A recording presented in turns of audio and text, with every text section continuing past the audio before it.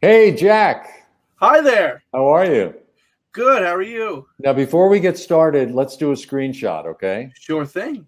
Great big smile. I'll count you down. 3, 2, 1. Perfect. You're good to go. Okay. So first, I thought I should start at the very beginning. I've always wondered, how long did it take you to find your Batman voice? Did you just wake up one day and go, "I'm Batman"? Or like what? How did you come about? I don't know if you've ever heard this story of how I got the role, but I was a New York stage actor, and I had a real classical stage background doing Shakespeare. Right, you had gone to Juilliard, right? Juilliard, Shakespeare, Greek, Broadway, that kind of stuff. And I happened to be in Los Angeles doing a pilot for a television series. And my agent said, "Oh, they're looking for voices for this new show over at Warner Brothers, Batman." Mm-hmm. And I was so new to it all and naive to it all because Right. I had never done an animated voice before. I said, "New show, Batman's been around forever." And he said, no, this is new. It's never been a cartoon, an animated show. I didn't even know that. So when I went in to meet them, I went in as an actor, Mm-hmm. not as a voice actor. And they had seen over 500 actors to try and find the right person. They've Right. been looking for months. They were looking for Batman. Yeah. And so then they decided to look at theatrical people, theater Mhm. people. And that's when they brought me in. And I didn't know who Bruce Timm was. I didn't know who Andrea Romano is. I didn't know how Eric Radomski is. I didn't know any of these people were. So I wasn't intimidated. You know what I mean? I didn't get nervous. But I also didn't know what they were looking for because the only Batman I had ever seen was the Adam West Batman.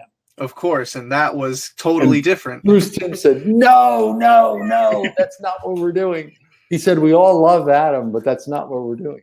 So he said, "Hey, don't you know the Dark Knight legend?" And I said, "No, I just didn't grow up on that."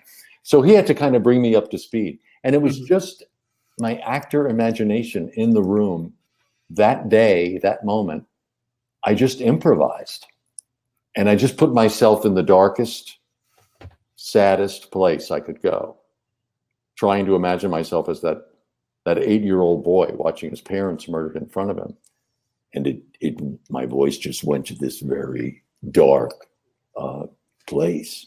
So over the years, whenever I've had to play the role, I always imagine myself back in that alley watching his parents get killed, and I go to the voice. So that's where the voice came from. It really was just an actor. It came from the soul, kind It of. came from inside, and it was just an actor improvising in that moment. And I think the reason I felt so free was because I didn't know any of these people.